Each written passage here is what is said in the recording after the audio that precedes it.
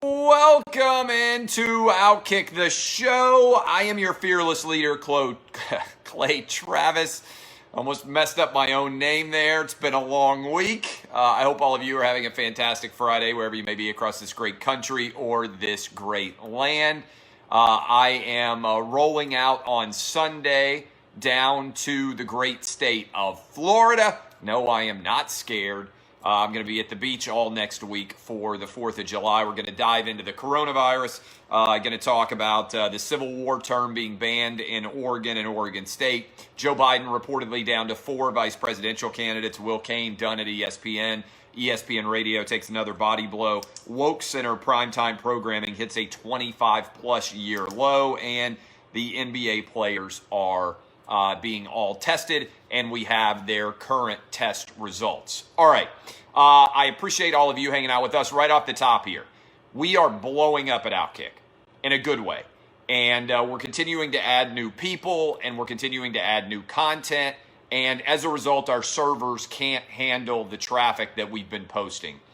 We are going to have one of the 10 or so biggest sports sites in the country by the time football season actually gets here. I mean, I'm not kidding. That's how many people are coming to the site.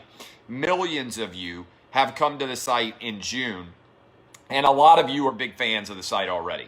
And I appreciate you coming by and sharing links and spending time on the site. We have, some of you say, well, what can I do?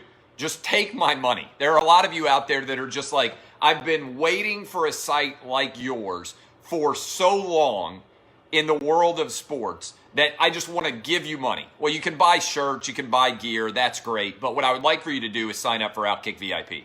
You sign up for Outkick VIP, you get the right to post comments on any article. Only people who can post comments on the articles on the site are VIP members. You get an Outkick VIP phone number.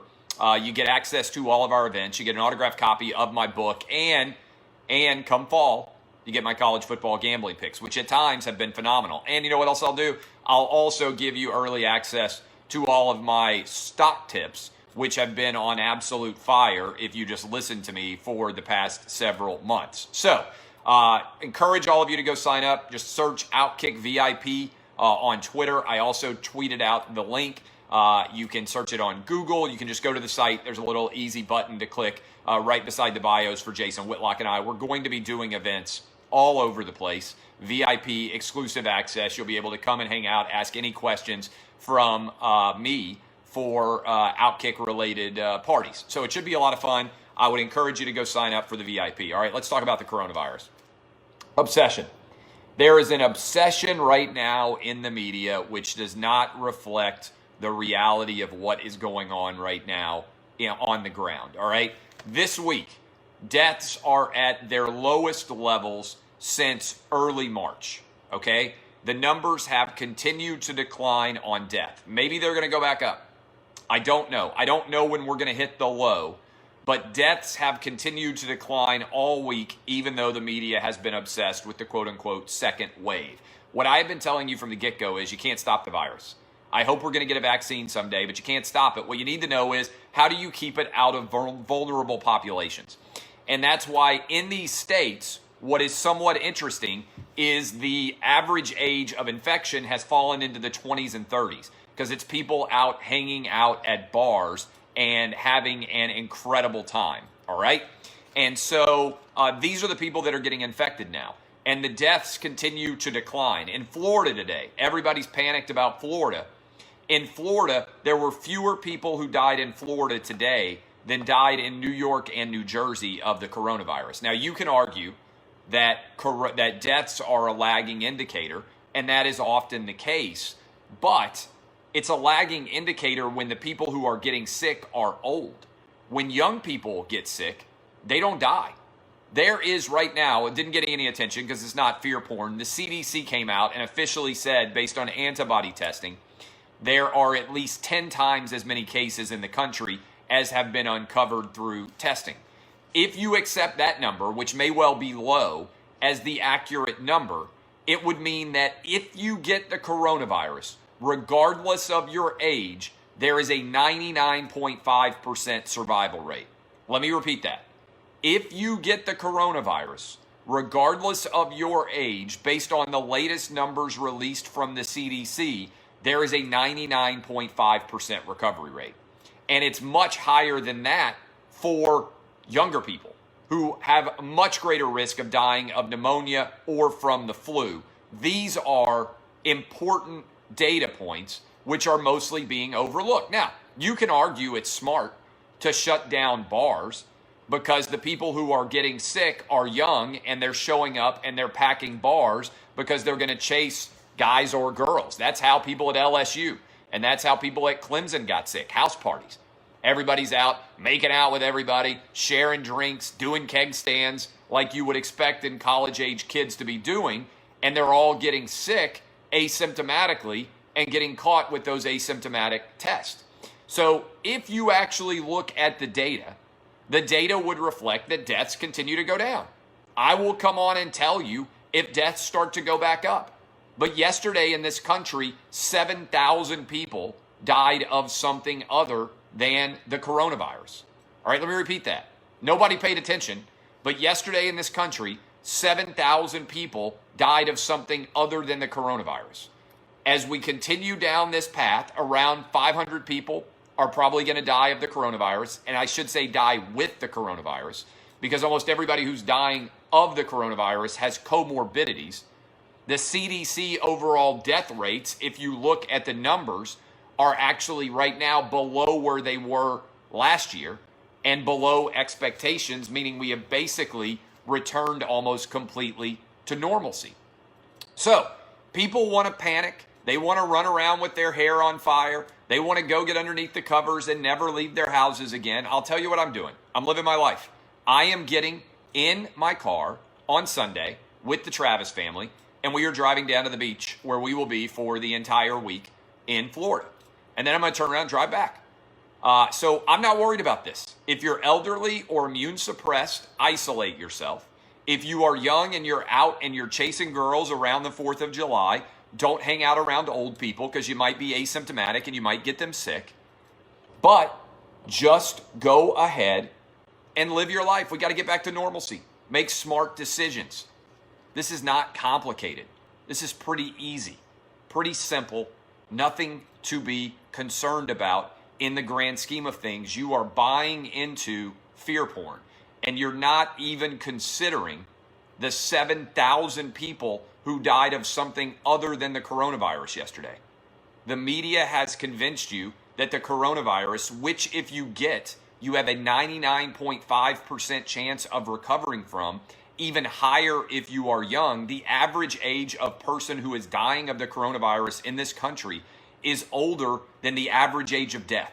This is not complicated, all right? Let me repeat this. The average age of death from the coronavirus in this country is older than the average age of death in the country of all causes.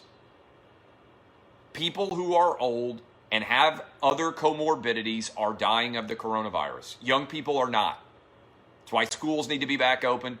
That's why colleges need to be back open in the fall. And I say this as a parent of 12, 9, and 5-year-olds. The risk from unemployment and the risk from shutting down is far more substantial than the risk from the coronavirus. This is not complicated, but because it's a little bit something other than fear porn, it doesn't spread. Kind of crazy, kind of wild. All right, speaking of kind of crazy and kind of wild, this is flat out ridiculous, all right? In the state of Oregon, they have banned the use of the term the Civil War to describe the battle between Oregon and Oregon State, the rivalry, because of its connection to slavery. I swear to God, this is real. I heard this and I thought, my God, the country is continuing to become more satirical every single day. You can't even make up the decisions that are being made by right now. Again, Oregon and Oregon State play a rivalry game that has been called the Civil War for decades because it's a battle between residents of the same state. They now have banned the use of the term the Civil War because of its connection to slavery. This is insane. The amount of idiocy is mind-blowing at this point in time. I can't even conceptualize how dumb the woke universe has become right now. All right? And when you actually run through this, I want to hit you with this. This is going to blow your mind, all right? People are making awful decisions fundamentally from a business perspective to try to kneel at the altar of the tiny minority of the population that is woke. These are people that you can't in any way agree with. You can't negotiate with them. They are always going to want more. Remember when Trump got ridiculed because he said, hey, if you start pulling down Confederate statues, next thing you know, it's going to be George Washington, Thomas Jefferson. It's going to be Ulysses S. Grant, and it's all happened. This is going on now. The people who are tearing down statues in this country aren't going to stop. They are at war with America. They hate capitalism. They hate our country. They hate our democracy. They hate our past. They want to destroy it. And you don't win by trying to negotiate with them or placate them. You have to step right up to the line and refuse to give them an inch. And that is what I am doing every single day in my life and in my media company. ESPN's not doing that. ESPN made the decision on Wednesday to give over their primetime programming to WokeCenter social justice issues on television. They gave over the entire primetime broadcast to the Undefeated so they could have social justice WokeCenter on ESPN. And do you know what happened? ESPN posted the lowest primetime ratings in 25+ years after they ran WokeCenter programming on Wednesday night. I want to repeat that. In addition to the ESPYs ratings falling by 81% this week, ESPN saw the lowest ratings going all the way back to 1995. All the way back to 1995. That's as far back as the ratings could go that we could confirm. That's where ESPN's ratings were on Wednesday night. 100,000 people watched ESPN. Putting that in context, that's fewer people than show up to watch a football game in many parts of the Southeastern Conference on Saturday, watching a cable network in the entire country. Get woke, go broke. It's shown over and over and over again, time after time. If you make that decision, viewership collapses, people bail. The audience doesn't want that. Twitter wants that, which is a small segment of the population, Twitter commenters, who aren't actually going to watch your programming. They claim that they want it, and then they don't actually watch it. It's an absolute debacle, 25-year low in primetime viewership after the WokeCenter ridiculousness. Will Cain, who I like, good dude. Will Cain has left ESPN. He is going, I believe, to Fox News. Today was his final day with the network. And if you actually look at their programming slate, Will Cain was the only person who's willing to argue in the entire network publicly against the WokeCenter perspective. So ESPN now has given over their entire programming slate to people who are insanely far left wing. It's crazy. Now, I kind of welcome it because the result is we are going to absolutely dominate on an even deeper level than we already are at Outkick by just being reasonable. By just being right down the middle, sports fans, we are going to absolutely crush, and it is going to be phenomenal to see. It's great when your business perfectly corresponds with the way that you believe the world should exist, because in addition to making a ton of money, we are going to influence the national conversation in a big way. That is an incredible combo. Also, NBA players tested positive, 16 out of 302. That's 5% of the league. Remember, a lot of people have already tested positive. Not a lot of people talking about this. I think 25% or more of NBA players have already tested positive for the coronavirus. I'd like to see the antibody studies for the NBA players, because remember, they were playing in gyms in January, February, and March when we know the coronavirus was already circulating, and a lot of them, because they're healthy, had asymptomatic cases. Remember, Donovan Mitchell had no idea he had it. Kevin Durant had no idea he had it. So when you actually break down and get all the antibody tests, remember, when you're being tested in the moment, you can be positive one day and negative the next day, and it never even actually corresponds. So you can be missed, you might be positive, you might be negative, but a lot of people, I believe, have already tested positive who were NBA players. I think this is being overlooked because it makes the spread of coronavirus once they start actually playing even less likely. Finally, we have a Final Four, allegedly, for Joe Biden. All right? Joe Biden, according to reports, has narrowed his vice presidential picks down to 4 people. Kamala Harris, Keisha Lance Bottoms, Val Demings, and Elizabeth Warren. If you are not familiar with those people, those are the 4 women that Vice President Biden has chosen to be the Final Four for his campaign. Harris, of course, senator from California. She ran for president. She memorably basically called Joe Biden racist. Keisha Lance Bottoms is the mayor of Atlanta. Val Demings is a congresswoman from the state of Florida. And Elizabeth Warren, obviously a senator from the state of Massachusetts who ran for president. I think it's going to be one of 2. I think it's going to be Harris, or I think it's going to be Val Demings. I think Biden is going to pick a minority woman. I think it will be Harris or Val Demings.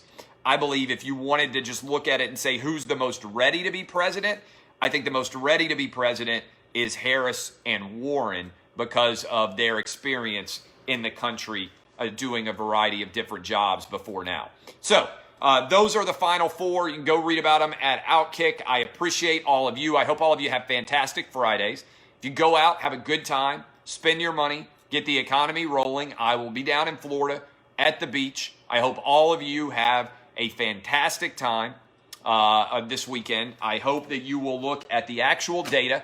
Don't put on the news. Don't buy into the fear porn. Make smart decisions in your life. If you are young and you are out and you are social, keep your distance from your family. Also, I got to mention this too. The Dixie Chicks changed their name to the Chicks, which is one of the dumbest things I have ever seen in my life. Dixie is not in any way an offensive term. It's just like the Civil War. We are getting so absurdly ridiculous and embracing woke politics that it is blowing my mind. If you want an antidote to that, go sign up for Outkick VIP. Put your money where your mouth is. Lots of good stuff there. At a minimum, check it out every day. Go to the go to the main page, outkick.com, and check out all the writing that we've got for you there. I appreciate all of you. My name is Clay Travis. DBAP unless you need to SBAP. Have great weekends. I will be back with you on Monday, and then I'm sitting out. I'll do these shows, though, I think, even from down at the beach. But I'm taking Tuesday, Wednesday, Thursday, Friday off for radio. But I'll be back on Monday for radio to do a reaction to whatever happens over the weekend. Love all of you. Kisses. DBAP unless you need to SBAP. And make sure you check out Outkick.com. See y'all. Bye. Love you, Facebook. See you guys. Appreciate all of you.